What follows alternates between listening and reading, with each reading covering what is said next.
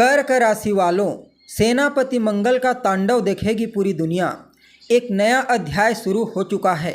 28 अक्टूबर से लेकर 7 जून 2025 तक ये घटनाएं आपके जीवन काल में अवश्य घटित होंगी।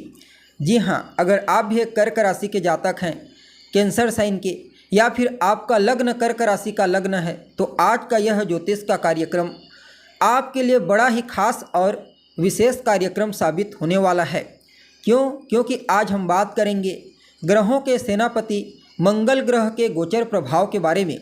जी हाँ, भूमिपुत्र मंगल अपनी वर्तमान शत्रु राशि मिथुन राशि को छोड़कर अपनी नीच राशि चंद्रमा की मूल त्रिकोण राशि कर्क राशि में ट्रांजिट कर चुके हैं 20 अक्टूबर 2024 की प्रातःकाल, और आने वाले 231 दिनों तक यानी कि 7 जून 2025 तक इसी कैंसर साइन में ट्रांजिट करते हुए आपको परिणाम प्रदान करेंगे। फिर सिंह राशि में इनका ट्रांजिशन हो जाएगा। तो ऐसे में आप सभी कर्क राशि के जातकों के लिए सेनापति मंगल का आपकी राशि से गोचर करना कितना प्रॉफिटेबल रहने वाला है। इस गोचर काल के दौरान मंगल आपको कहां कहां पर विशेष उपलब्धियां प्रदान करेंगे, तो कहां कहां पर सचेत करेंगे, सभी बातें आपको एक एक करके बताएंगे। इसलिए कार्यक्रम में लास्ट तक बने रहिए। और अगर आप चैनल पर हमारे पहली बार विजिट कर रहे हैं तो चैनल को सब्सक्राइब करके बेल नोटिफिकेशन को ऑन पर सेलेक्ट कर लीजिए, ताकि आपको समय समय पर इसी प्रकार की महत्वपूर्ण जानकारी आपकी राशि से संबंधित प्राप्त होती रहे। तो दोस्तों, मंगल कौन है? मंगल तो हिम्मत, शक्ति, पराक्रम, उत्साह, हथियार, क्रोध, अहंकार है मंगल। अपने इन्हीं कारकत्वों के चलते हमारे जीवन के विभिन्न पहलुओं को समय समय पर प्रभावित करते रहते हैं।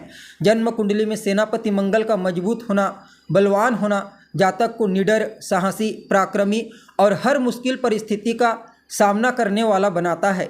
ठीक इसके विपरीत जब जन्म कुंडली में सेनापति मंगल कमजोर हो जाते हैं, पीड़ित हो जाते हैं, तो फिर ऐसा व्यक्ति डरपोक प्रवृत्ति का हो जाता है।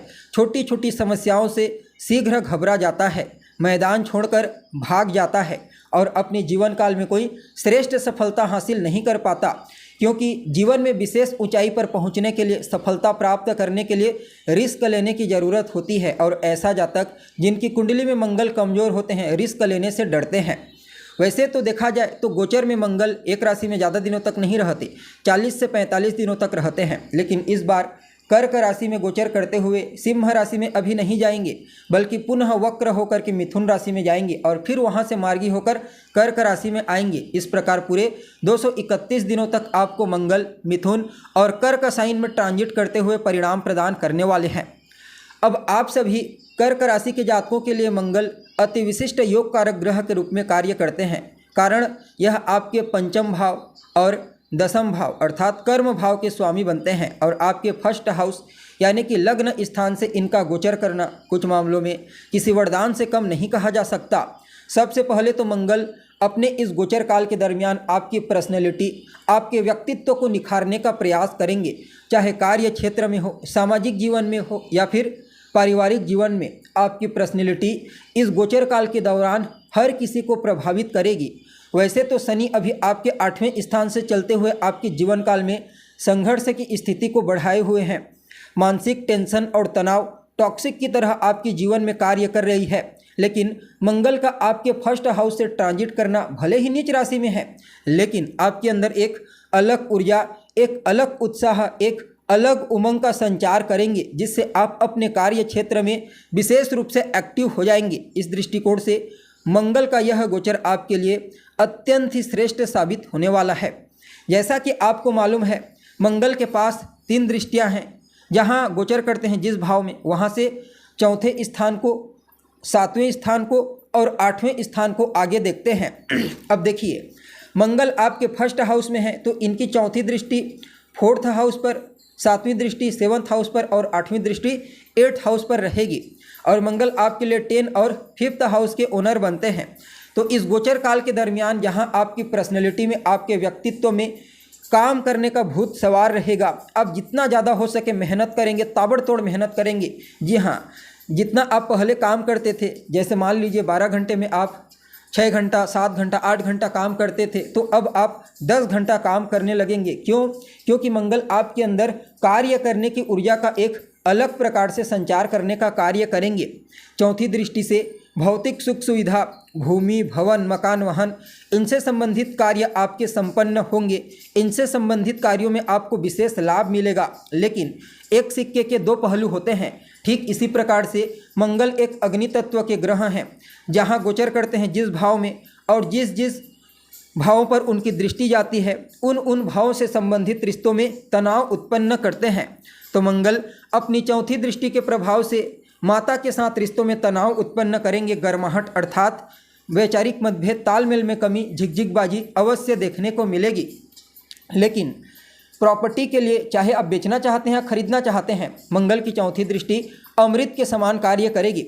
सामाजिक क्षेत्र में आपका रुतबा बढ़ेगा, आपकी यश कीर्ति में वृद्धि होने वाली है। और अगर आप एक राजनेता हैं, पॉलिटिक्स से जुड़े हुए हैं, तो भी आपके लिए मंगल की इस दृष्टि को अत्यंत ही श्रेष्ठ कहा जा सकता है। बाकी मंगल अपनी 7वीं दृष्टि से सीधे आपके 7th हाउस को एक्टिव कर रहे हैं। यह रिश्तों में आपके लाइफ पार्टनर का होता है, जीवन साथी का। फलतः लाइफ पार्टनर के साथ वाद विवाद, वैचारिक मतभेद, तालमेल में कमी तो होगी, लेकिन उनका सहयोग भी पूर्ण रूप से इस गोचर काल के दरमियान आपको प्राप्त होगा। जीवन साथी के सहयोग से कुछ पेंडिंग पड़े हुए कार्य आपके पूरे हो जाएंगे, जिससे आपके मन में एक अलग प्रकार की प्रसन्नता देखने को मिलेगी।